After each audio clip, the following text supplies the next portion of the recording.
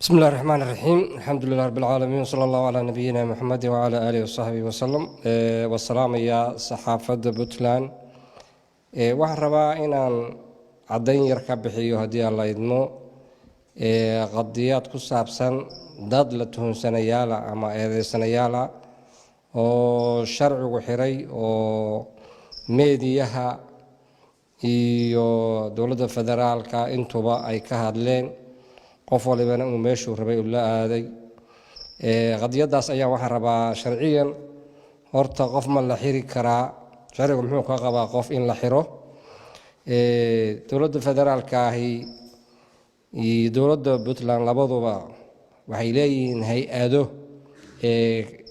dawliga oo dowladda ay ka kooban tahay oo saddex ah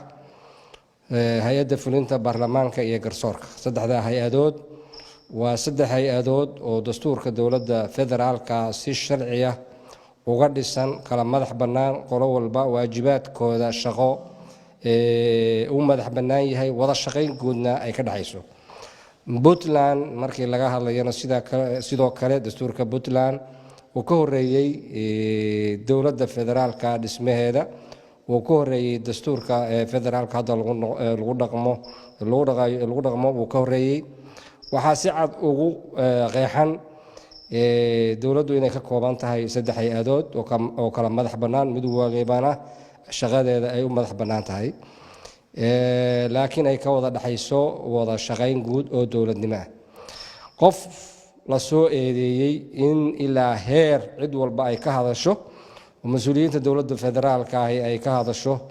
qof case dambiya lagu soo eedeeyay waxaan ognahay sharciga markii la sheego ama laga hadlo sharcigu inuu cid kasta ka sareeyo madaxweyne ra'iisul wasaare wasiir baarlamaan dhammaan waxa ka sareeya sharciga qofkii ku xadgudbana waxa la saaraa miisaan sharci dadka hadda eedeysanayaasha oo qaarkoodna garow ku xiran yahay qaarkoodna boosaaso ku xiran yahay madaxweyne amar kama bixin in la soo xiro waxa soo xiray ama lagu qabtay inay shuruucda dalka Puntland u degsan ay ku xadgudbeen inta kadibna hay-adaha qolo walba waxay leedahay door bay leedahay marka ugu horeysa waxa markii qofka la soo qabto la tuhunsanaha wuxuu soo maraa saldhig iyo baaritaan buu soo maraa baaritaanka markuu soo dhamaystirmo oo gal dacwadeedka la soo dhamaystiro wuxuu soo gaaraa xafiiska xeer ilaalinta xafiiska xeer ilaalintu markaa wuxuu ka qabsadaa shaqooyin ka oo sharcigu u ogol yahay oo noqon kara haddii kiiska la soo gudbiyay oo hay-adaha baaristu ay soo gudbiyeen uu yahay kiis dhammaystiran waxay u gudbiyaan maxkamadda ikhtisaaska u leh dhageysiga garmaqalkaas haddii kiiskaasu galdacwadeedka laga soo gudbiyey uuna dhammaystirninna wuxuu sharcigu u ogol yahay inuu ku celiyo hay-addii soo baartay isagoo tilmaamaya daldaloolka baaristu ay leedahay wuxuu kaloo sharcigu u fasaxayaa in kiis hadduuba dhicin in kiiska galdacwadeedkaba inay xirto marka dadka ka hadlaya oo